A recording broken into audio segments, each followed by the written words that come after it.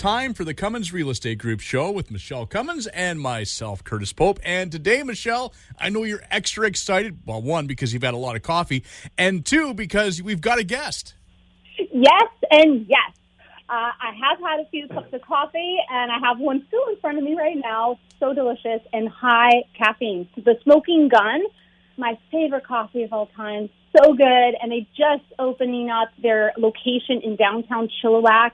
It's so cool. You've got to check it out. Actually, today later, I'm going to pick up 20 bags of their coffee beans they have ready for me. It is really good coffee. It is. It's amazing coffee, I have to admit. It's true. But talking about real estate, I am so excited because I love investing, especially real estate. I have other investments, but my focus and mine is real estate. Obviously, it would be, but I just know how golden real estate is. I absolutely love it. And I was introduced to an amazing investor that we have on our show today. You may have heard him giggle there in the background just now, but his name is Nathan Amaral, and he is from fearlessmillionaire.com. That's fearless-millionaire.com. And we're talking today about short-term rentals because he does lots of different real estate investments too. But we're going to just focus, since we have a certain amount of time on the show, on short-term rentals. So Nathan Amaral, he's an international real estate investor with over a decade of experience in long and short-term rentals, SFH, land and lending, commercial. He does it all. Nathan launched his career from being a mortgage broker to rapidly becoming one of the nation's fearless investors within his first few years. Nathan transacted millions of dollars of real estate in the U.S. and then took his skills to Uganda and Portugal, which, Nathan, I think you're in Portugal calling in from there right now, aren't you?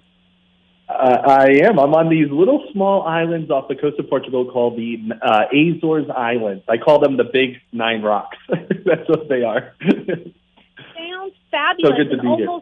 And almost like a property Curtis texted me the other day of buying an island. It must be fantastic there.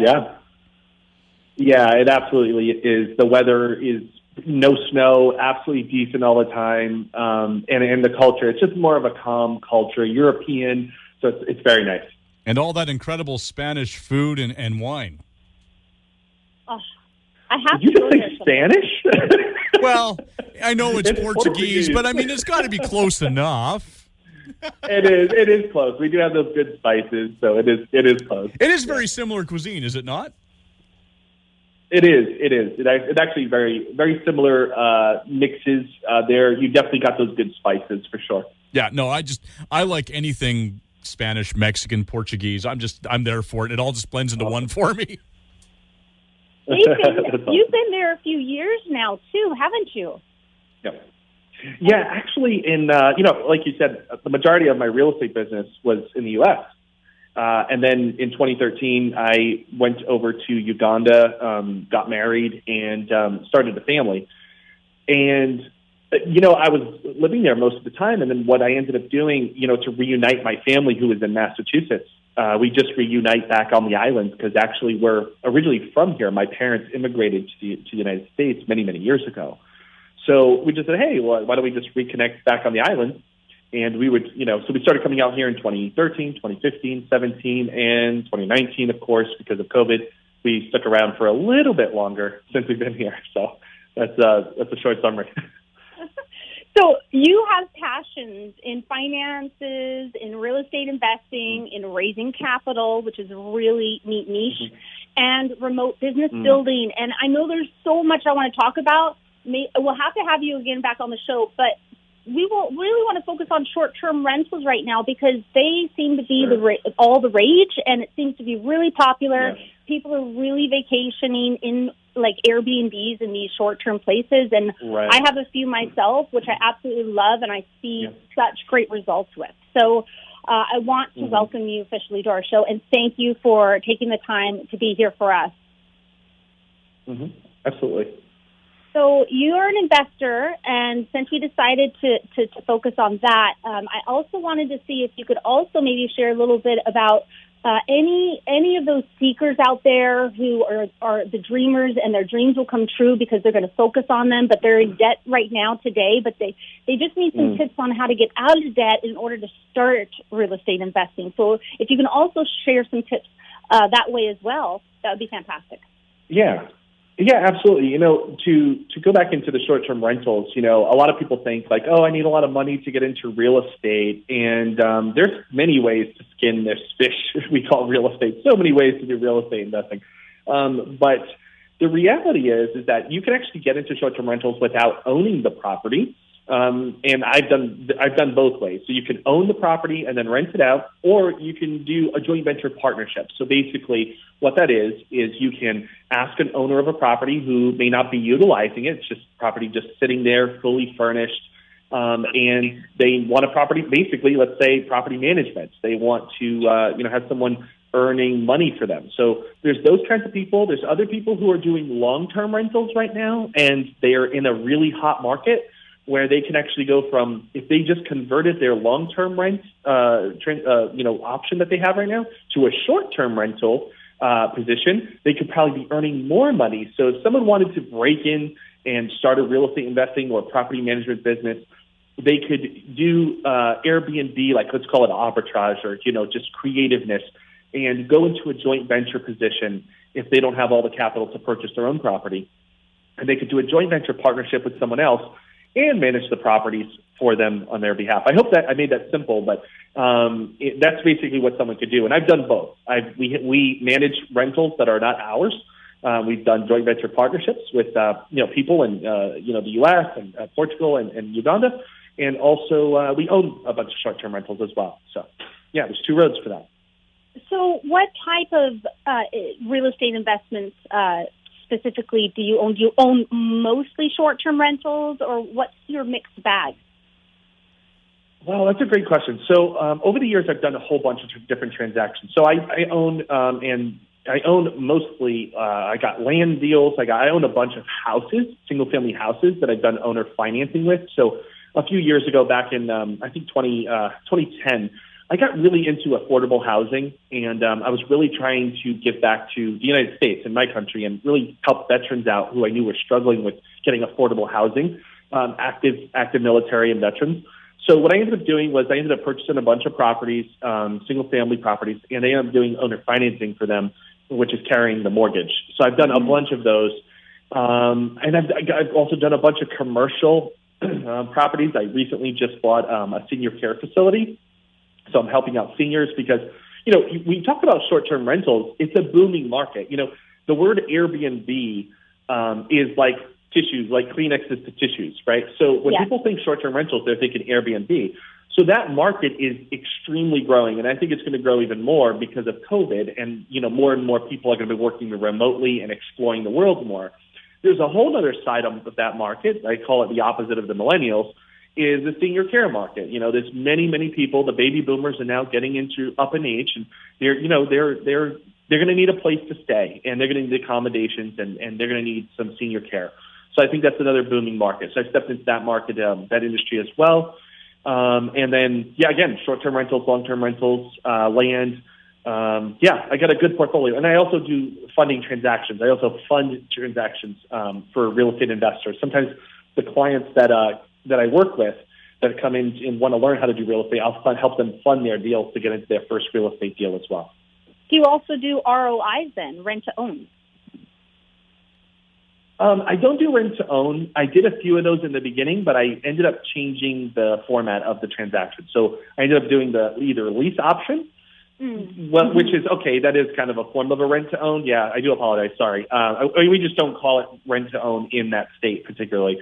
So, so we do lease option with an option to purchase if they wanted to, or we mostly do owner financing, though. That's pretty much what we've done in regards to something similar to rent to own. And it's interesting, depending on the location that you're wanting to invest in, we really determine what type of investment you should purchase. So like Vancouver, furnished long-term rentals do absolutely fantastic. Well, so does normal rentals, long-term rentals, even unfurnished. Yes. But there is a real big market for furnished long-term rentals in the Vancouver area, not so much in our Fraser Valley area here in the valley outside of the greater Vancouver. So I find that interesting as well. Yeah. There's a great website. I'm not sure if it actually works up in Canada, but it's called airdna.co. And basically you could type in an address and see how well the short-term rentals are doing in that area. I actually don't know if it works in Canada. I apologize. But if any of your listeners are thinking about investing in the U.S. or doing short-term rentals in the U.S., the website airdna.co is a great place to get data before you even make a purchase or, do a joint venture agreement for short-term rentals. So that was AIR, A-I-R, and DNA, like your DNA and your DNA, like your DNA. Yeah. Okay, .co. .co. Oh, excellent. Thank you for that. So I have a few short-term rentals, as mentioned previously, and they're doing really, really good. But how do you get into that market? Do you have advice on that? Yeah, well, I would say first, if someone, especially if they're doing it remotely or internationally, I would say first pick a market that you love, or maybe a place like you wouldn't mind visiting there, you wouldn't mind traveling there, so you could probably stay in your own rental while you're there. That's like an added benefit. But I would also say if you travel to a place or you revisit a location for vacationing or traveling holidays and stuff like that, when you go to that location very often, maybe once a year, twice a year, I would definitely encourage someone to pick up a rental there. You could always just either get a property management company in there, or you could just manage it yourself. And there's a lot of tools out there, software tools that you could use and manage these properties completely on your own. Keep most of the percentage share if you don't mind a little bit of communication. Maybe someone in your family can manage the deals for you. But today, I think a lot of people who are doing short-term rentals, they like that. They like a host-free check-in. They like to check in on their own. They like to just get to the lockbox, get their key, and check right in. They don't want to be shown around. At least that's been my experience. So that's typically how we run all our short-term rentals. We have most of the time we just have a lockbox, and the client will get right to the property. We guide them right to the property through our messages or our templates, and they check right in on their own. Yeah. That is so true. And when we come back from the break, I'm going to mention how much I've made growth in just 2 years owning the beach house that I own and where I bought it price-wise to what its value is at now, so people can understand what a real-life example. All right, Michele, so we'll take a quick break. You gave me my cue there. So if people want more information about what you do as a realtor, where can they go?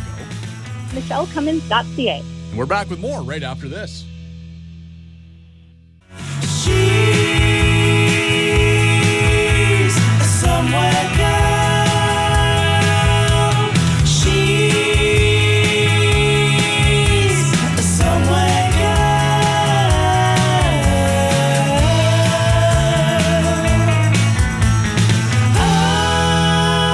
And we are back with segment number 2 of the Cummins Real Estate Group show. Of course, Michele Cummins and myself, Curtis Pope. And of course, we have our special guest, Nathan, from the Azores Islands, which is off the coast of Portugal, which is just amazing that we have an international guest on the show. Our first one. Yeah. It's so great to be here with you guys. This is such a fun show. Well, we try to have some fun. If you can't have fun, then it just ain't worth doing, right? Exactly. Sometimes we'll go on here and talk for 10 minutes and we won't even talk about real estate. And then we realize, oh, yeah, this is a real estate show. Yes. Give the listeners what they want. Real estate. So, Nathan, we were talking short-term rentals, and I just wanted to mention when we were chatting before we started the show about how, you meet with your family in the place for so long, like whether it's a lake house or, in my case, it was on the Oregon coast, for over 10 years. And I'm like, I should just buy something here and rent it out as a short-term rental to a company and takes care of it, and we get to enjoy it, and it's an investment. And I'm so happy that I made that decision with that property and the other ones I've bought, and I've never regretted it, buying a property, never.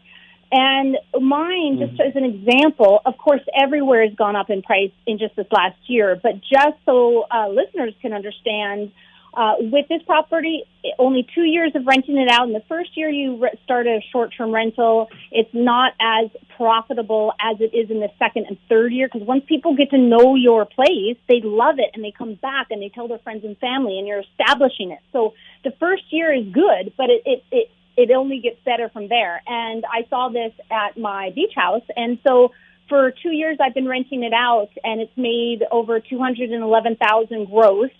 And I bought it for $550,000, and today's Zillow value of it is very close to $1.2 million, pretty much 1.2, because of the improvements that I've done with it as well. So that's a real life example of one short-term rental. I have Vacasa Property Management taking care of it. I chose an international property management company for that one because they have such exposure, and they do so much advertising, and they show results. So anyways, I had to negotiate what they get percentage wise, because they can take a big chunk, so you have to be careful and just watch your figures and watch your numbers.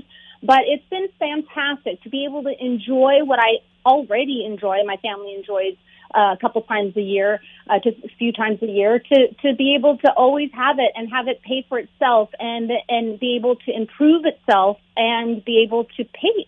Like, it just grows your real estate portfolio so much faster too. So what I always ask my clients when they're wanting to invest, because my saying, one of them, is unlocking your real estate potential. So I don't like just to help you get into your primary residence. I want to help you expand on that and really get the gold out of real estate and profit from it, because everyone can, and it's actually quite easy to do. It just takes the steps. You just have to be kind of bold and take those first steps. And I asked, what are your hobbies? Like you said, what do you enjoy? Do you love skiing? Do you love hiking and mountain biking? Do you love the lake and just relaxing on the water, or ocean fishing? Really depends on what you love doing, and then maybe focus on the best area that you normally visit, and then look into the real estate comps and like that website that you shared, and look into the Airbnb sites and the VRBO sites and Vacasa sites and all those sites to see what other type of rentals and what they're doing, and go from there. But anyways, I want to hear, and we all want to hear from you, not me. We always hear from me. So please expand and share your knowledge with us. Well, you said so many great points there about how you kept revisiting, like, because of family. That's what I ended up doing also many years ago. We were reconnecting here on the island, and it was like, well, why don't we just buy a place? We keep, paying the hotels all this money. So we did that very similar thing, and that just kept growing and growing because, the market, we saw a lot of people traveling here from Europe and the U.S. and Canada traveling in, and we just said, let's just keep growing this. And in the beginning, though, Michelle, we did also have a property management company, but we just decided, we ended up growing the arm of our short-term rental business. That we said, if in order for us to scale this even more to increase our bottom line, we're going to have to self-manage. So that's what we did. We ended up self-managing. We brought in a few systems, and I brought my wife into the business, so she handles a lot of bookkeeping side of things. And we just brought it in, so we were able to recapture about 20 to 25% of gains, basically, of revenue. We were able to capture that back into our bottom line. So, but that may not be for everybody in the beginning. You may need a property management company, to manage in the beginning. So that's fine too. We've also had that experience as well. So I would encourage any of your listeners to. It's a great way to get started, investing internationally or remotely, especially if you're meeting up in different places, for sure. Oh yes, and there's some great areas. It's really around the world right now. So there's some areas I have my eye on. Once the restrictions are lifted a bit more, it'll be a little bit easier for people to enjoy their out-of-country investments and short-term rentals. Yeah. But yeah. One of the areas to add to that, I'm sorry, go ahead. No, you go ahead.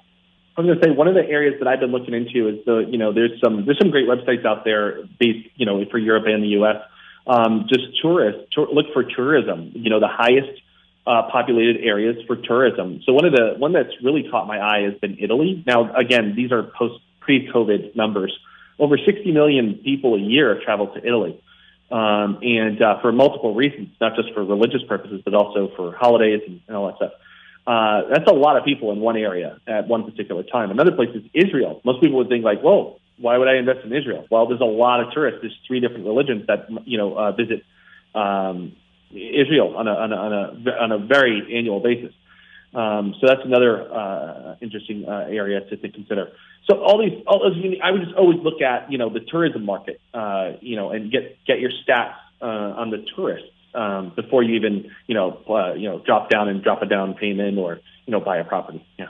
Very good point. And then looking into, of course, at the different countries and the different locations with, is there foreign buyer's tax when you purchase, all the taxes, the expenses, the cost of purchasing, and then there's the cost of selling down the road. So you always have to have your end game and plan of action. And what does that look like? So when you go to sell it, I mean, of course, laws change, but what are the current laws and what does it look like it will be if you do want it, if it's a 10-year investment or if it's a lifetime investment, different. But if you plan on selling it later down the road, what type of taxes and things are owed then too. And it helps you with the figures and the numbers and where to focus if you're purchasing internationally. I was going to go to Italy this month. The month of September, I had planned on going to Italy with a friend and just biking around and just enjoying it. And I have been thinking about investing in Italy. That is one spot I've been thinking. In Israel, I went there when I was 17. I would love to go back. I've always wanted to go back. And really good points about looking at the tourism and in an even broader spectrum than just little local areas. Yeah, I mean, most people feel comfortable about, investing in their backyard or, just starting locally. Well, that's fine, but you may be, your audience or whoever is listening right now may be thinking like, well, there's nothing going on in my little backyard. It's not a tourism area. So you might want to just reconsider short-term rentals then, and you might have to, like if you're in the middle of Kansas, okay, so I always bring up Kansas. But if you're in the middle of a farm and you got nothing going on, you definitely don't want a short-term rental down the road. You have to look for populated areas where people would come in, whether it's business trips or sporting events or whatever it may be. But you want consistent tourism. So you want that consistency of a flow of people, whether it's in the North, in North America, whether it's in South and South America, wherever it may be. You have to consider those options. And we are so blessed here in the Fraser Valley and Greater Vancouver area. It's like live in your backyard. We are all about beauty and tourism and fun activities and sports and concerts. We have it all here. So this is a hub for the perfect place to have short-term rentals. This is it. Our area is just so fantastic. And one of the things about Oregon Coast, too, interesting enough, is Vacasa said that it's their number one hottest location, best location for the best rentals. There's more rentals there. You'd be surprised at how many short-term properties there are, and it's their most active location, they said, as a huge short-term property management company. So, Curtis. Yes, Michelle. You sent me an island to purchase as maybe an next investment. Yeah, there's that island. It's Whitestone Island, isn't it? It's just outside of Seashell, and it's got a beautiful home on it, and I guess it's a total of 6 acres, and it could be yours for a cool $4.5 million. Hey, Nathan, would you like to joint venture with Curtis and myself? I actually I don't know anything about this property, but it sounds interesting. I do have a friend, though, that him and his dad, they buy, I don't even know if it's the luxury property on this island, but what they do is they do fractional ownership. So what they do is they purchase a luxury property and they tie it up into an entity, and then they sell shares of that entity. And then whoever owns a share they have a calendar and they pick the dates. And when one of the owners is not using it, they rent it out. So I thought it was a very unique concept. I'm like, I never thought of doing that fractional ownership. That sounds very interesting. So many ways to be creative in real estate. So many. And we have some of those in Harrison Hot Springs. here is a real tourism location on a beautiful lake, and we also have it in Whistler, which is a world-renowned ski resort, and some other locations. So yeah, that's a fantastic way of doing it too, and therefore you can create a limited, like a numbered company, and you all own shares. There's different ways you can actually do it, and I always say talk to your accountant and your financial planner for the best way for you to do it with your wealth portfolio. But yeah, that's a fantastic option. We may have to just look at that island. Oh, we should actually mention maybe a couple of other great investments, actually, if you don't mind. I wanted to mention, but before I go to a new listing and a coming soon listing, I just want to thank you, Nathan, and give you one last opportunity if there's anything else that you wanted to share with us and our listeners. Oh, thanks. Well, first of all, thanks so much for having me. I love your show. The energy is just exactly, I feel at home. So thanks so much for having me. And for your listeners, anyone who's whether, first of all, if you're thinking about buying a property, they obviously should work with you. And then also when it comes to investments, if they're on the fence thinking about, getting started, over the years, I've worked with people who are, just trying to get started in their first investment. They can check out my website, but if anybody who's interested in just, trying to take that first step, they're thinking, is now the good time? Should I wait? My answer to that is don't wait, get started now before it's too late. Good words of advice. Absolutely. What's your website? It's anyone can Google either my name or just the words Fearless Millionaire. That someone can also go to fearless-millionaire.com. And that's a website that people who are looking to get started investing in real estate, whether it's locally or remotely, they can go there and contact us and get some free tips and resources there as well. And you have social media? Are you mostly on Facebook or Instagram? Or I do. Actually, YouTube. YouTube is kind of like my hub recently. So someone can go there and just simply Google Fearless Millionaire. And we give out tips that help people gain clarity, build confidence, and gain cash flow. And I know there's a lot of hurdles. And, investing in real estate can sometimes create this mental fog, like where do I get started first? And that's the whole premise of the brand, is to help clear the fog, to help people build confidence they can do it, and actually get into property where they can cash flow and make some money. Thank you so much. That's fantastic, and I'm looking forward to continuing watching your videos on there. Have a fantastic rest of your day or evening, or I don't know what time it is there, but it's significantly different than the time it is here. That's for sure. So true. Yeah, it's 9 p.m., but thank you both so much for having me here. It's been great. Thank you, Nathan. And talking about investments more for developers or for investors who want to hold a property, I've got a few land assemblies that I've put together. They are fantastic. They are exclusive, meaning they're not on the public system. Contact me if you are interested in them. I've got some in Mission and Abbotsford, some that are zoned and OCP, overall community plan zoned for row homes and townhomes, also mixed use of commercial and residential up to 6-story condominium locations. It's a great location on Cherion Avenue, which is about 10 properties all together for smaller lots. 6,000 square foot lots. So lots of great opportunities there. So give me a call if you're interested. And an actual coming next week is a fantastic 5-acre fully usable property off Clay Street in Mission. And everyone knows Clay Street is by the golf course. It's a beautiful on the west side of Mission.